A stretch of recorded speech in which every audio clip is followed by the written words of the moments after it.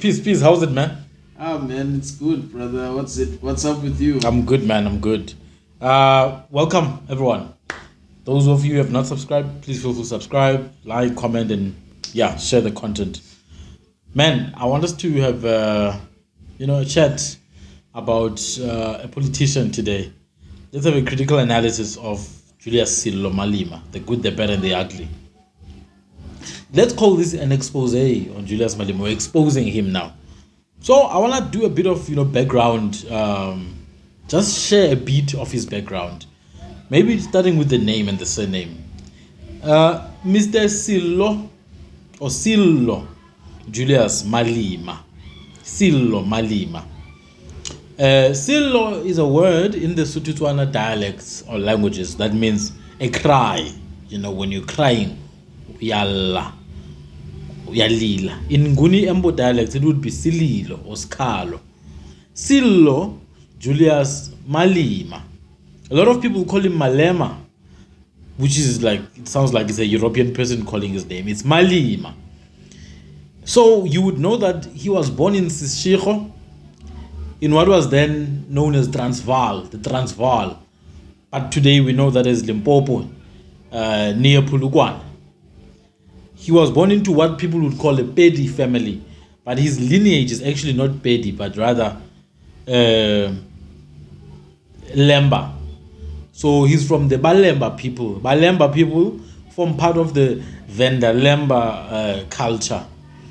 So it's a culture of people that spans from South Africa, Zimbabwe, Mozambique, all the way to the Congo. So he's a Mulemba from the Mushabi clan. That's Sillo Malema, Mulemba wa Mushabi. Just like I'm Sandile Tugani, Uhlatu Jambas, Umsuthu Mfene. You see, of the Amamfene people. So he's a Mushabi of the Malemba people. So he was born into a single mother in Seshego, who was a domestic worker. He always mentions that he was the child of a domestic worker. So a domestic worker is basically what you would call a maid or a helper, or back in the day, a house negro. Someone who works inside the house and takes care of the white man, or in some cases of the Indian man or the colored man. So he was born in that family setting. His father's origins are disputed. Some people believe that he actually comes from the bloodline of Marima, a Shona bloodline, Julius Malema. I was listening to a Shona guy from Zimbabwe sending a message to Malema saying that, be open about it. Are you Malema from Zimbabwe? People want to know, but I don't think his father was Malema. I think that was his mother, because then he wouldn't say he doesn't know his father. So his father's origins are disputed. Some people say his father was a foreigner, but he doesn't know his father. And people have come forward ever since he mentioned that he doesn't know his father. People came forward to claim that they were his father, and Malema dismissed all those claims. So he comes from that single parent family where his mother worked for probably white people, cleaning their houses, cooking for them, ironing their clothes, doing everything for them. This young man joined politics at a very young age, at the age of 9. I think he joined in 1995, not sure, but I think that was the year. And he joined the ANC around that age. It is said he joined in what was known back then as Masupatsela, the Trailblazers, you see, Masupatsela. That was the ANC Youth League, I would suppose. And, he was involved back then. And if you were following his case with AfriForum, he did mention that they were under the leadership, or they used to be influenced by people like Peter Mukaba, amongst other youth leaders of that time. So he's been involved in politics. His entire life was basically politics. If you joined politics at the age of 9, then you were into politics your whole life, right? And I think it's important to understand this background so that you know that he's actually an actual politician. He's not some business guy who turned and became a politician. Julius Malema is a politician through and through. And he joined the ANC as in the Youth League. He was involved in student politics. I remember there's a video of him that's been doing the rounds lately. I think he was part of COSAS at that time, which is student politics. He was part of COSAS, And in that meeting, there's Jackson Tim was chairing the meeting, and Julius Malema is there at the back, not listening. And Jackson Tembu, I think I saw that. yeah, and Jackson Tembu is busy asking him to sit down. And I think he was maybe 13 at that time. With the afro. Yeah, I don't know how old he was, man, because if that was student politics, I don't know, but you could see he was still a young man. So you could see he was very, I wouldn't say radical, but he was on the edge from a very young age. I think he was maybe like 19 years old. Yeah, probably. Late teens, yes.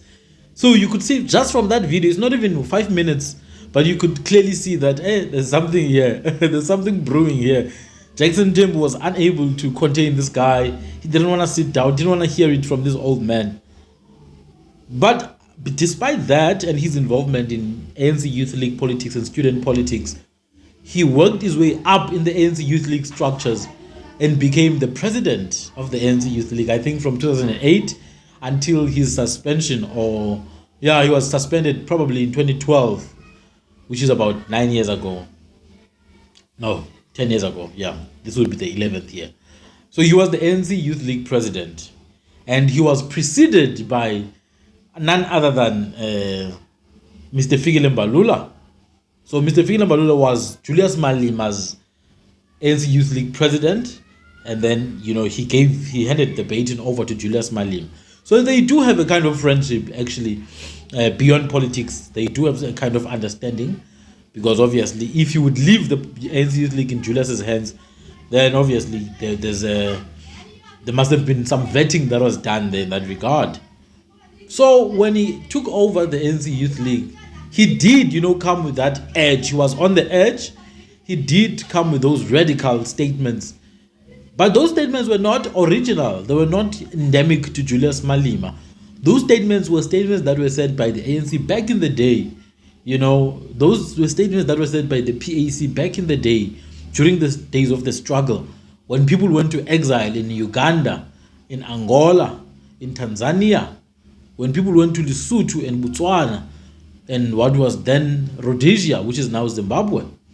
When our people were there, when our uncles were there, when our fathers were there, when our grandfathers were there, those are the kind of policies or propositions they came with, that let's take the land, let's nationalize the mines, let's nationalize the banks. So Julius Malema came with these statements. But then the ANC now finds itself in this awkward position, because after the CODESA negotiations during the 90s, early 90s, they made a lot of compromises. So they couldn't stand this guy who comes with these propositions, these outrageous or seemingly outrageous statements that we'll take the land, we'll take this, we'll take that. So he became very known for that. And one particular moment in Julius Malema's political career was the ousting of Thabo Mbeki before he finished his term. And Julius Malema supported Jacob Zuma. I think this was around 2008 to 2010, that 2 to 3 year period. Julius Malema was very instrumental in the removal of Thabo Mbeki and the installation of Jacob Zuma as the president. He supported that. We know him and his famous statement that, come out, you bloody agent. Don't come with that tendency. Don't come with that tendency of undermining blacks even where you work, you bloody agent.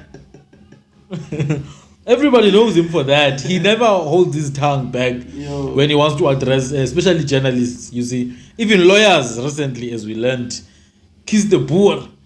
Kiss the boer how? Mwah! So, you see, he's a very charismatic leader. And he's, as one of my friends like to say, he's very symbolic. He understands symbolism a lot. So, he did support Jacob Zuma's installation and Thabo Mbeki's removal, which is interesting because after his relationship with Zuma hit a rock and was found wanting, he was banned from the ANC Youth League, was suspended, was no longer the leader, having sworn that he would never form his own political party. He said his blood is black, green and gold, and he would never form his own political party. At least he has addressed now the black, green and gold part when he had an interview recently with Mzwandile Mbeje. When Mzwandile Mbeje asked him, Julius, you said your blood is black, green and gold. What happened? He was like, it's still red, green and gold. It's just that there's a red now. There's a red and a black somewhere. But he has not addressed the issue of forming his own political party. But then he's a politician, so Do you think maybe he was coerced into forming his own party because they might have seen how effective he was in removing Thabo Mbeki, and then they wanted him to use him as an instrument to remove presidents in the ANC, as sort of to isolate presidents from the ANC as like the presidents as standalone. okay, that's a good input. Yeah. Do you think maybe he was coerced into? Okay. No, that's a very good observation you're making, right? Maybe not coerced, but maybe there was discussion around it. Because to coerce would mean that he had absolutely no other option. No, I mean because he said that he doesn't want to form his own political party. And No, now, I get what you're saying. after some time now, boom. No, I get what you're saying, but I just don't agree with that. He was coerced. I think he's way much more dangerous than that. I think he knew exactly what he was doing. But now, the other point you are raising is that maybe he was influenced into forming a party so that it could then be used by some interests, perhaps even within the ANC, to maybe, advance the agenda of, removing presidents. That could be a very valid point. Pause. That could be a very valid point, man, that there could have been external interests that could have, reached out to Julius Malema at the time where he was suspended from the ANC Youth League that, look, you can form a party here. Look at how effective you were at removing Thabo Mbeki and influencing Zuma. You have an important voice here, so don't give up. Form your own party, and maybe we could use you in future. Or maybe he was not told rightly, expressly. Maybe there were just donations that were placed. Look, form a party, man, we'll support you. And then as time goes by, these people told him, look, we can use you to remove presidents and to destabilize the country. You'll be creating national shutdowns when we want you to. You'll be going to Rupert's house when we want to. That could be a very valid view because this is a critical analysis. So I think there's something to that.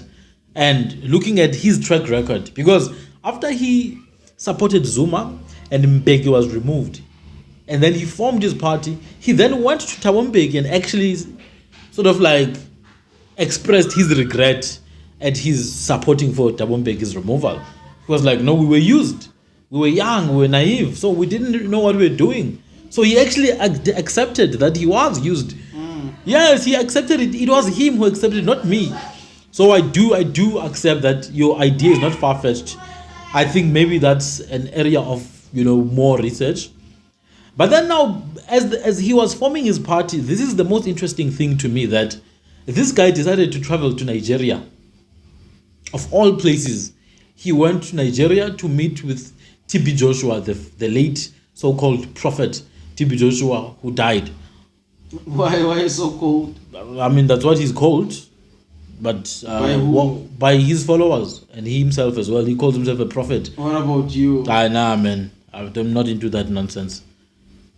The church collapsed, man. People died. And he claimed that he saw the vision before it happened. But then he didn't want the people. That's no prophet, my brother.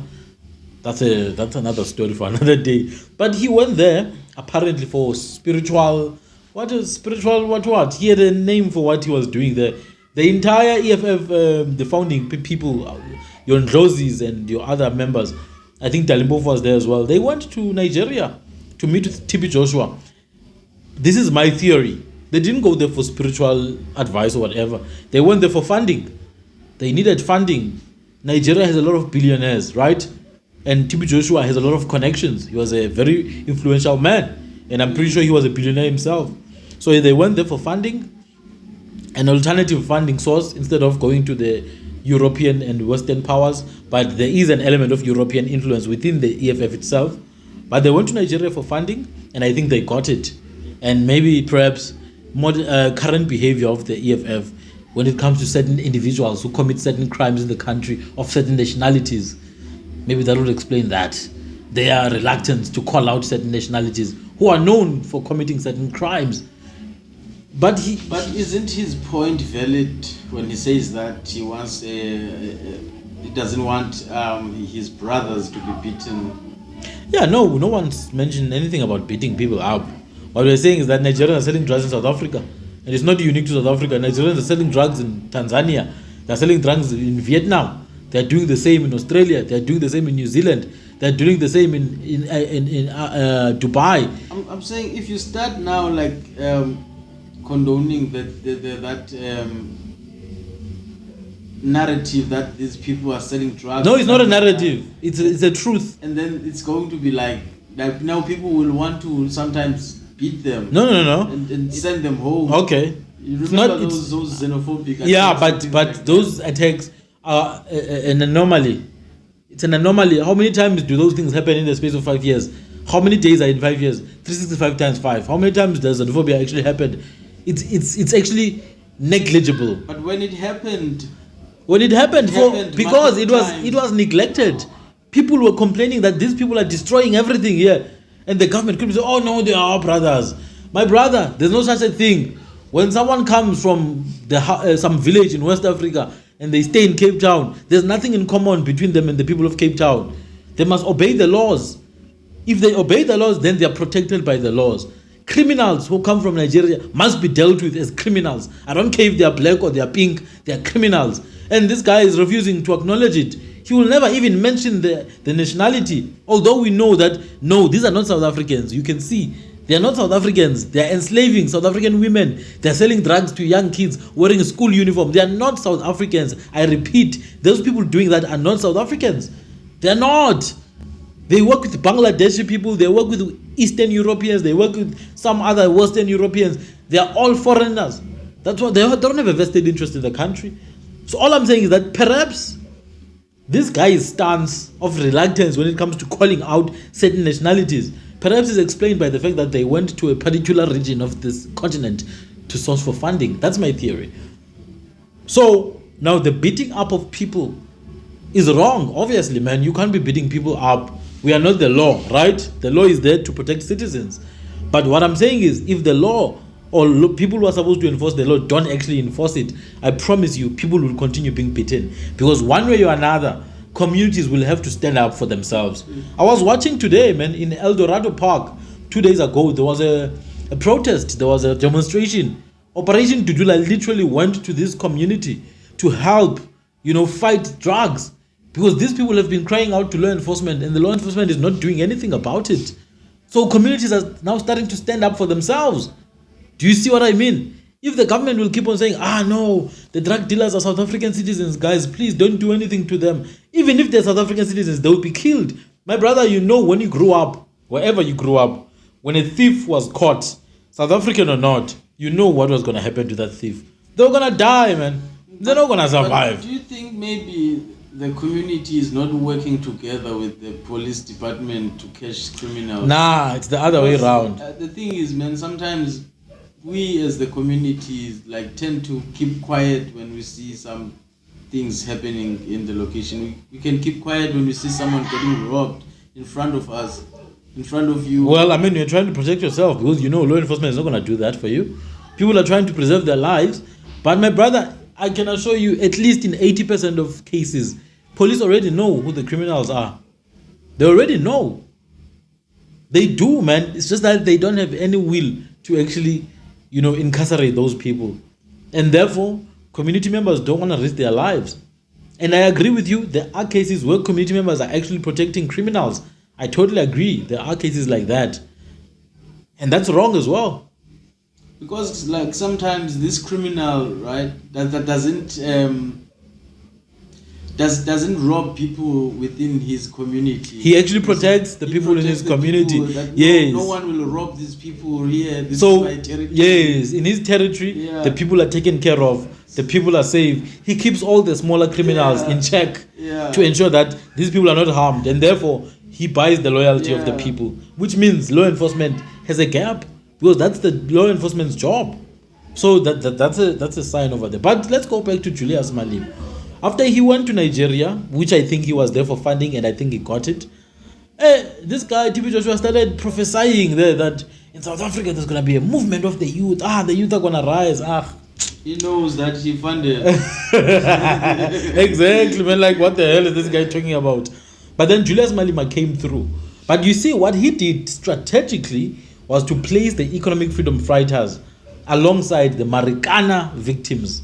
Because the people of the mining community of Marikana were fighting for an increase in their wages and other benefits. And under Jacob Zuma and Cyril Ramaphosa, those people were murdered by the police. And Julius Malema aligned himself with those people. I remember he used to go and visit them, sing songs for them. And that's where the regalia of the EFF comes in. They are dressed like mine workers because they align themselves with the struggle of the mine workers of Marikana, where Cyril Ramaphosa, Jacob Zuma, and other police personnel literally killed South African people who were just protesting peacefully, so with no guns in their hands, except for nopkiris and maybe some pangas, a few pangas, so to say. No guns, no bulletproof vests, no vehicles, no barbed wires, no petrol bombs. They were just protesting in the mountains in Rustenburg. Who gave the command? Cyril Ramaphosa. There were emails that were leaked, actually. He wrote to the commissioner of the police that these people are criminals. Therefore, you should treat them as such. Was there anyone arrested afterwards? Not that I know of. Not any prominent individual that I know of. There could have been a few suspensions here and there, but I don't think there was an actual prominent individual. Because remember, Ramaphosa was the deputy president, but he's also in the board of these London loan companies. So he had double interest. Deputy president of the country, but also a board member. So he sort of like gave the green light. But it happened under his administration and under Zuma's administration as well. So what Cyril Malema did, he aligned himself with the mine workers. And even some of the songs of the Marikana people, man, they are songs that are dedicated to Julius Malema. Yeah, the struggle songs that they used to sing. And you could hear, there's a strong Xhosa influence and a Zulu influence. Yeah, my brother. So they identified with him. And that was a very smart move from him. He came with something new, something different, wearing these mine worker clothes. And because Julius Malema's mother was a domestic worker, the females dressed like domestic workers. You see, with the apron and the duke on the head, and you see they dressed like that. So you have these domestic workers and mine workers now starting to canvass and campaign for votes, and boom, they get a few seats in parliament. Hey, something new in South Africa. These guys are wearing red overalls or work suits, whatever you want to call it, gum boots and helmets. What the hell is going on? Those helmets are called makaraba. So they're wearing these makarabas. I'm like, what the hell is going on in parliament? And Julius Malema understands now his rights in the parliament space. He started to stretch the parliamentary processes. He stretched them, started to cause heartache for the ruling party. Really, bro, why does it seem like you have to wear a suit in order to be in parliament? I agree. Why if I can come with my Zulu attire? You should, because those are formal clothes. Your Zulu attire are actually formal clothes. My Xhosa attire is formal clothes. Your Pedi attire, your Venda attire, your Pulana attire, Kilobedi attire, those are clothes that are formal. It's crazy though, because people see that as barbaric. I remember during lockdown, there was a man who went to a shopping center, a shop to buy stuff. He was wearing his Ndebele clothes, shuba, and underwear, a skin underwear, and a blanket. That manager, a black manager, kicked him out, man, harassed that guy. No, go and dress, man. What is this? I'm like, what's wrong with this guy, man? It's a black manager, man. I was so angry. And what Ndebele people did, they all came together, they dressed in their traditional clothes, they went to the mall and they started dancing outside. You see, same thing that happened to the pool where the EFF came through and started diving into the water. That's how we should do it, man. Because my ancestors, they didn't wear trousers. They didn't wear suits. They wore skin, my brother. They wore skin, they did wear cotton or whatever, silk, but I like the skin. But my brother, you were beaten in war. You were beaten in war, my brother. No, I want the skin. It's totally expectable that these people, after they beat you into war, you will have to learn from their schools. Which is exactly what happened. You have to own a everything. They will have to own you. So our leaders betrayed us you are spoils of war. because they my told us brother. apartheid ended.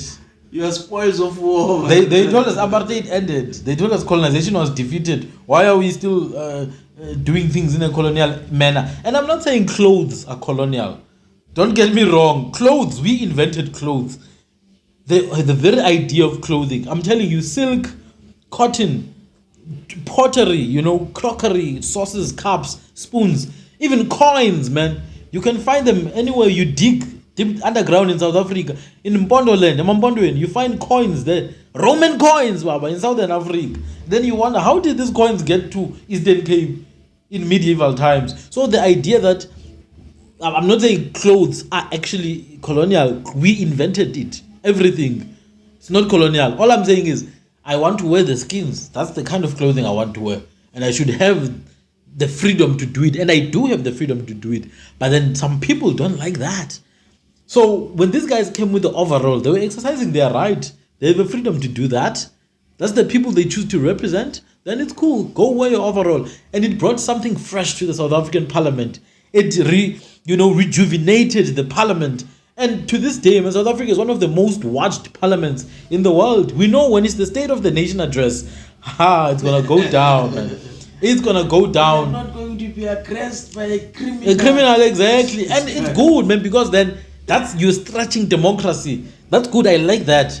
I really do, man. And that's why the EFF really, they set themselves apart by doing that. They're taking everyone to court. If you mess with them, they take you to court. Yeah, that's good. We must use the parliament, the democratic system. We must use it so that other African countries as well can learn from doing that. So that's Julius Malema's, work in the EFF. But then now he turned against Jacob Zuma.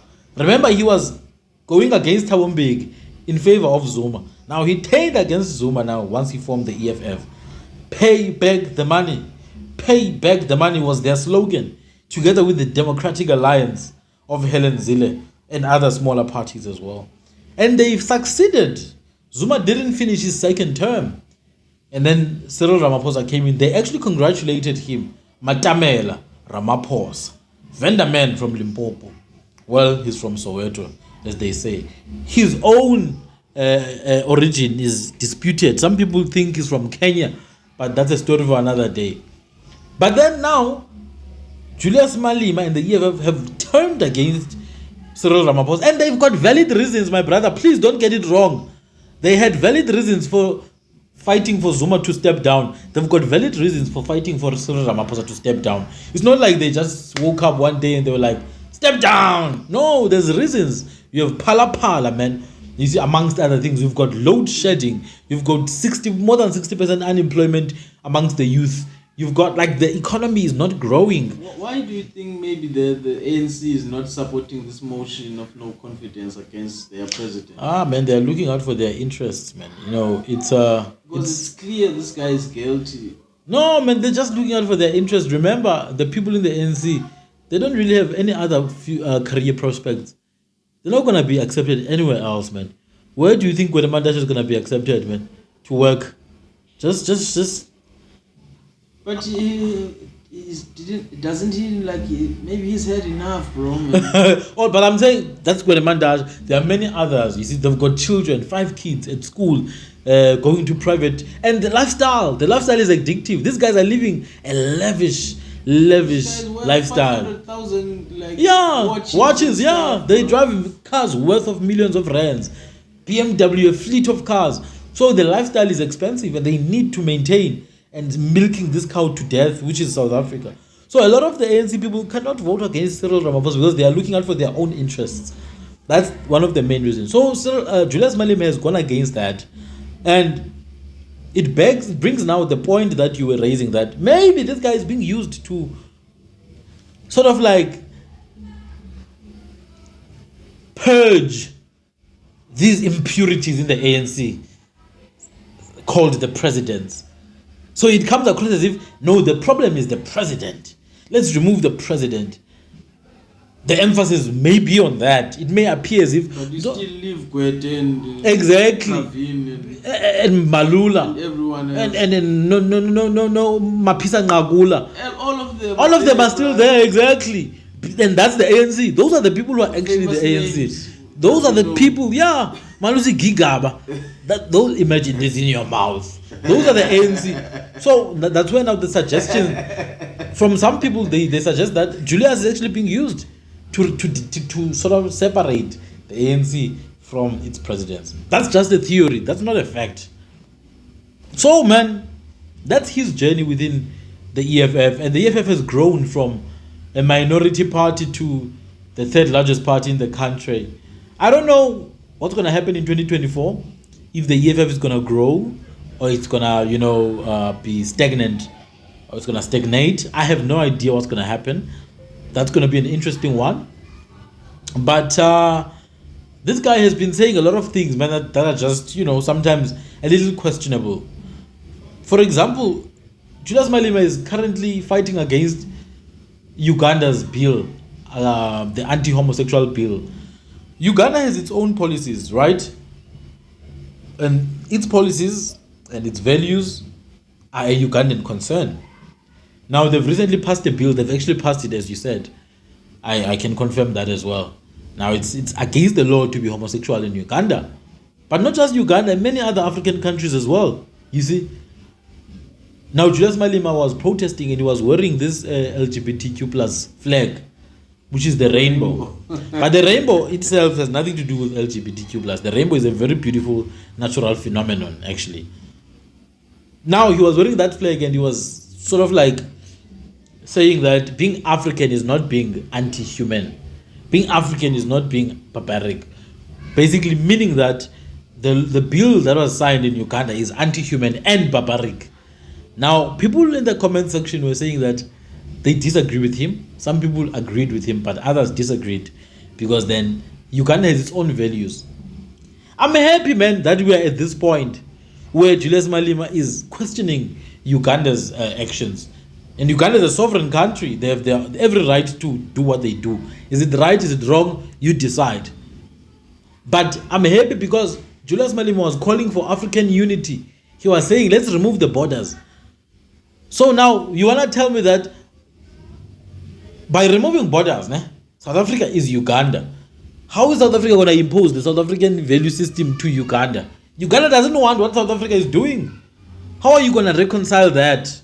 Do you get what I mean? And it's not just Uganda. There are many other countries. Men in South Africa wearing skirts. Exactly. And then he wants to go across Uganda. Uganda, and it's not going to be allowed. You'll be killed. You go to Sierra Leone, it's not going to be accepted. So where does this collapsing the borders thing now, where does it work? Is it real? Do these guys really believe in it, or is it just for votes? These are the kind of questions people need to ask themselves when they listen to these politicians. These politicians are dangerous, my guy. They are very, very, very dangerous. And they will say whatever they need to say to get votes. Is Julius Malema trying to take advantage of the LGBTQ plus community? Is he trying to get votes from them? Acting as if he's their messiah. Does he really believe in that? Yeah, I think for me, he's actually protecting his numbers. Yeah, because there's a lot of people who belong to that LGBT what group. Yeah, there's a lot. So, if he can get them, like hook them into his party, then he get more people. And then if he shows that he embraces their values and stuff like that, they might vote for him to be, in But then if he wants numbers, then he must open up to white people as well. He will get all the numbers and the money. You see, white people is not just the numbers. They will come with the money. They will donate. But look at Penwell, the black pen. He was asking to be captured a while back. He was asking people to capture him. Rob Hertzog came and stepped up, Baba. He stepped up. White people are busy donating there in the comment section. Now he has to make sure his content satisfies the audience. So even Julius Malema, the next thing he'll be changing his tune to fit it, because whoever votes for him, then he needs to please those people. So he can, if he really wants numbers, he can penetrate the Indian community. I remember during the national shutdown, I saw a buggy there in somewhere in KZN with a Rasta there, an EFF Rasta. It's an EFF buggy with a Rasta there driving it. And they were playing some Indian music. Hey, Indian people were so happy, man, about that. In the comment section, you could see they love the fact that the EFF is playing their music. So they think that maybe if they come into power, they will still stay in South Africa. Obviously they will stay, man. No more. Because Julius, white people are actually scared. if this guy can come into power, they say that they will leave South Africa. Julius will never do that. It will never happen. I know for a fact. He's a global citizen, man. This guy was there in Ibiza, in Spain, drinking there with his white friends. Why would he chase white people away? He was in Ibiza, man. You know, he was Louis Vuitton. He was Gucci. Yeah, he was Italian brands. Yeah, Julius was Italian brand. There's a brand that he was wearing right now. I looked at the t-shirt and I went and checked the price. I was like, yo. You see, he's not the kind of guy who's gonna chase people away, man. He's been saying it for a very long time. But also he's a politician. White South Africans are so fragile, they've never been challenged. That's their problem. So when you challenge them, to them you're declaring war. Even at work, man. You challenge these people at work, hey, they look at you strange, man. It's like you hate them now all of a sudden. Now I will challenge you, man. You know, I even challenge you. We must challenge each other. Otherwise, our relationship then is useless if you're going to lie and pretend to each other's faces. So white people in South Africa, they don't want to be challenged. They don't want to be criticized. They don't want to be, they don't want the facts to be stated. They want their own narrative. And if it's not their narrative, then they want to leave the country. I don't think that's intelligent at all. Julius will never do anything to harm white people in that sense of chasing them away, or Indians for that matter, or Chinese. He would not do that because he knows South Africa doesn't exist on its own. You see, India, there's a country called India that exists there, and we do have a relationship with India. There's a country called China that exists. We do have a relationship with China. So why would you mistreat Chinese here and now? You see, even these Europeans who are here in South Africa, who have become South Africans now after 350 plus years in the country, let alone the fact that they can't even speak, on average, they can't speak any indigenous language, nor do they know anything about the indigenous cultures, although they've been here for 350 plus years. And it's not just unique to South Africa. You go to America, European Americans, they know nothing about native cultures. You go to Australia, European Australians, they know nothing about Australian cultures. Anywhere they are, they don't give a damn about the people they find there. When those people step up, then they want to leave and run to another country. What's wrong with you? You don't love the people in those lands that you colonize. You just want the resources. That's the problem with these Europeans. So if they're scared, they can go. It's fine, man. We don't give a damn about that. Back to Julius Malema, man. And now that's his work within the EFF. I think... as an individual, though, I think I appreciate his charisma, his symbolism, and how he understands his audience. You see, the guy is so charismatic. He will say the most ridiculous things. And he won't change his tune in the moment. Because he knows he needs to stick to the script in the moment. He will change it in another interview, say something different. And that's where people call him a flip-flopper. But I understand that people call him a flip-flopper, but he's a politician. Tell me which politician is not a flip-flopper. Just one. It's clear, man. He's a politician. He's a politician, man. This guy, Cyril Ramaphosa, promised 1 million houses are going to be built somewhere. And then Balula seconded him.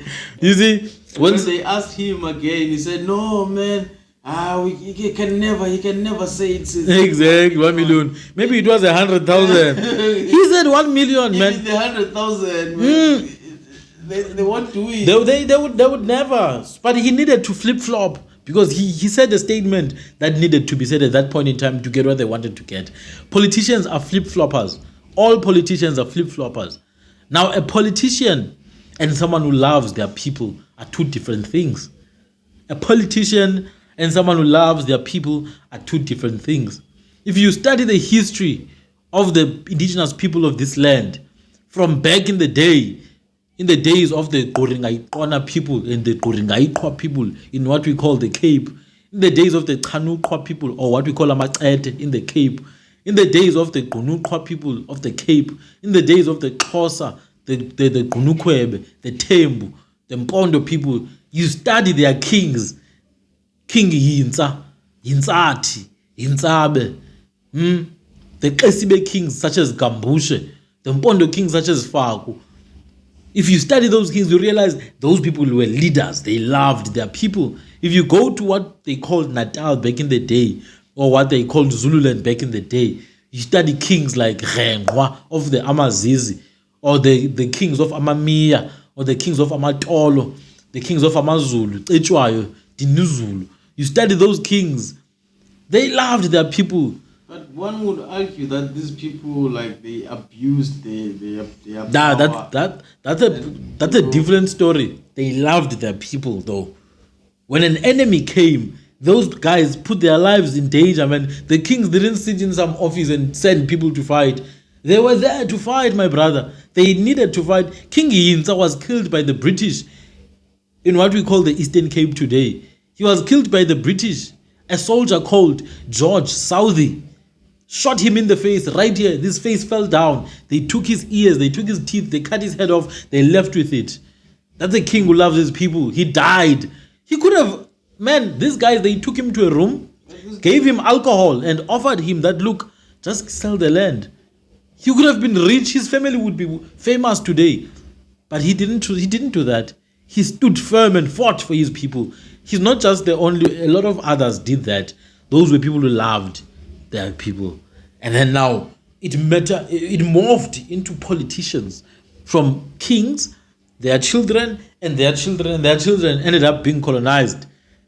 And you have your Mandelas and your Lutulis. I think the thing is, when we got our freedom, we didn't want to go back to what we were, in the way that we were living back in the days.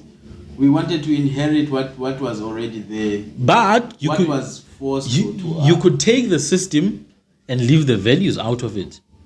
Take the system, leave the language out of it. Take the technology, leave the beliefs out of it. We didn't do that. We took everything.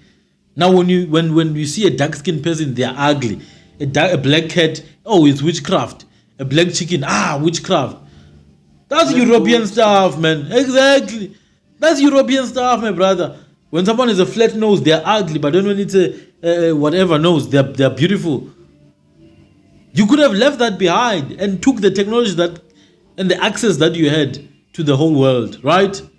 So it's still up to us, man. We can still take those principles and apply them today in this system that we're clearly failing in. We were clearly failing in this system. We need our principles. You cannot thrive with another people's values. You need your own values to thrive. Japan thrives because of Japanese values. China thrives because of Chinese values. Even their socialist system, they call it socialism with Chinese characteristics. It had to have Chinese characteristics, because without that Chinese characteristics, then it's just socialism and it's gonna fail. Russia thrives because of Russian values. Even America, well, when it was still America, because now it's something that I don't even recognize. Do you understand what I mean? So we could have done that. But yeah, man, back to Julius. That was his work in the EFF. That's the man. As a leader, he's very charismatic. He's able to control the narrative. His followers are like a cult, man. He's a cult, literally a cult following, because he has a rhythmic way of doing things. He will say the same thing over and over and over and over and over again without being apologetic about it. And I think that's one thing that hits the nail at the head. You see, the nail at the head. But also, as a father, man, I haven't had any complaints about his, fathering or his being a husband to his wife. So I appreciate a man who has a wife and has children, and he takes care of his children. That's good for him, and that's good for his children. I don't know if I appreciate him enough for him to run the country, though. But some people say he will run the country. When, who's this guy, the deputy president right now? Who's that guy? Do you think he's showing good signs of being a good president? Nah, not at all. Not at all. I don't think he would be a good president in some instances. But then I think in terms of partnerships, I think he would align with people that a lot of black South Africans would approve, such as Russia and China, India. I think it would align with the East, which is a lot of South Africans would approve that. But I don't know, man. In terms of the values, that's the thing for me. Because values are core, man. Cultural values are core to any country. Are you also considering the fact that he's fighting for the LGBTQ plus? I mean, I don't know what his game plan is when it comes to that. That's why I posed the question: does he really believe in that, or is it just for getting votes? Because the LGBTQ plus, I don't know if I said it correctly. It's a minority group, right? That's why I mentioned them in the same light as white people and Indian people, because they are also minorities. You see? But LGBTQ involves like everyone, includes everyone. But then they have a particular... Even white people, even Indian. So he's also fighting for white people and Indian, right? In a sense. Okay. So, yeah, man, I don't know. So for me, with Julius Malema, the value system and his alignment with the South African majority, I don't see. Yeah, for me, I wouldn't say he's fighting for more votes when he's fighting like for LGBTQ and condemning the Ugandan Uganda. president. Okay. Because now there are people in South Africa who love the Ugandan president. What about them? Will they vote for him now when they see him bashing? So he's siding with the USA in that front. He's siding with the USA. Basically, yeah. Yes, he's siding with the USA. Just like he sided with the USA with the vaccine. So whoever votes for Julius Malema, then you understand that he says this, he does this. Just like all other politicians, not unique to him. So he's being a good father and a good husband. That's good for his wife and his children. Kudos to him, man. It's very important for fathers to be present in their children's lives. But as a leader, as a politician, I know, man. I don't know, my brother. I really know. Honestly, I do not know if I could entrust that individual with running my country at this stage. So I think we'll leave it at that. Peace.